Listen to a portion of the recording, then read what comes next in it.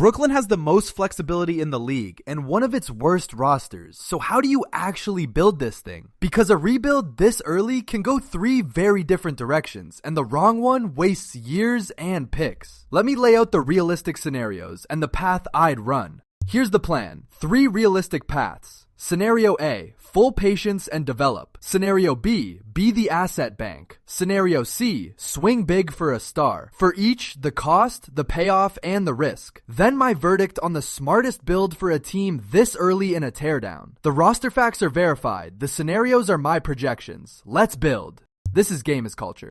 Quick thing before we build. If you like roster construction with real cap and trade logic, subscribe. It's free and it helps a ton. Now, Scenario A.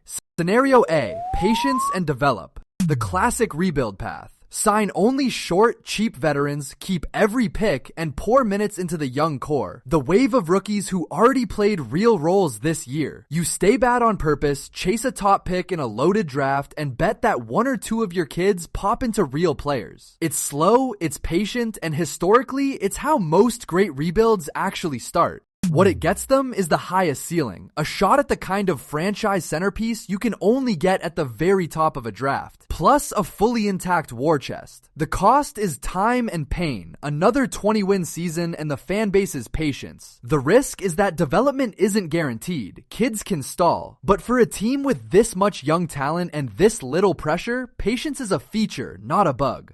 Scenario B, be the asset bank. The opportunistic path, and it pairs perfectly with patience. Use that massive cap space to take on contracts other teams are desperate to dump, and charge a future first-round pick every single time. Brooklyn becomes the league's bank, lending its flexibility in exchange for draft capital. You don't get better on the court, but you turn an empty cap sheet into a mountain of picks. The raw material every rebuild needs to eventually trade for a star. The beauty of this path is it costs Brooklyn almost nothing real. The salary they absorb is usually short term, and the players are filler. What they gain, picks, swaps, and young flyer prospects, compounds over time. The only risk is taking on a contract that lingers too long. Done well, the asset bank is how a flexible, bad team quietly becomes the richest team in the league in future value. Without ever winning a game, it didn't have to. And there's a roster reality that makes patience easier than it sounds. Brooklyn already played a wave of rookies heavy minutes this year, which means next season isn't a blank page. It's year 2 of evaluation for a group that already has NBA reps. That accelerates the develop path because you're not waiting to find out who can play, you're starting to separate the keepers from the filler. A rebuild with a year of live data on its kids is much closer to its answers than one just getting started.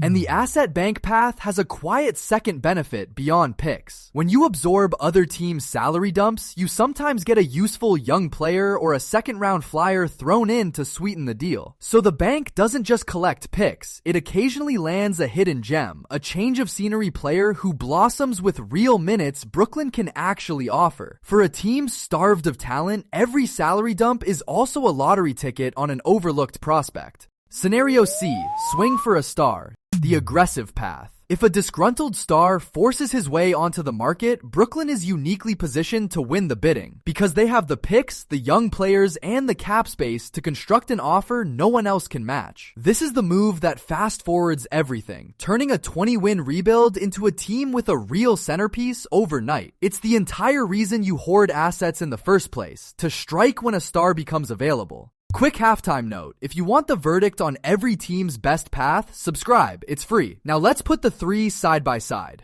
Stack them up. Scenario A, develop, highest ceiling but slowest and most painful. Scenario B, the bank, low risk and compounds your assets but doesn't win games. Scenario C, swing, the fastest leap but only possible if a star actually becomes available, which you can't control. The good news for Brooklyn, these aren't mutually exclusive. The best rebuilds do A and B at the same time and keep C loaded. And here's the trap to avoid, quantified. If Brooklyn spends its cap space on mediocre veterans, they might win 33 games, which is the worst possible result. Not good enough to matter, too good for a top pick. The patient and bank paths keep them low in the standings on purpose, which protects their draft odds. In a rebuild this early, a worse record is literally a better outcome. Mediocrity is the enemy, not losing. And here's the mindset that ties it together. The hardest thing in a rebuild isn't finding talent, it's resisting the pressure to look competent before you're ready. Fans hate 20-win seasons, owners hate empty arenas, and front offices feel the urge to add wins. But the teams that win the rebuild are the ones with the discipline to stay ugly a little longer, bank every asset, and only break form when a genuine cornerstone appears. Brooklyn's whole job this summer is to do almost nothing, on purpose, and do it well.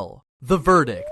My call, run A and B together and keep C in your back pocket. Develop the young core, stay disciplined on wins, and use the cap space purely to bank more picks, not to chase fake competitiveness. Then, the second a real star becomes available, you have the deepest war chest in the league to go get him. That's the disciplined rebuild, patient on the floor, aggressive in the asset game, and ready to pounce. And the sequence is clear. This summer, keep the powder dry, bank picks with the cap space, and decide the Cam Thomas question. Next season, develop and evaluate the young core, find out who's real. Then, at the deadline or in a future summer, when a star shakes loose, cash the entire war chest. Patient, then all at once. That's how flexible bad teams become good ones. Where could I be wrong? If ownership demands visible progress and won't stomach another 20-win year, the patient path dies and they overspend into mediocrity, the exact trap we just warned about. And if their young core develops faster than expected, the timeline accelerates on its own. But for pure value, discipline plus a loaded war chest is the highest expected outcome for a team this early.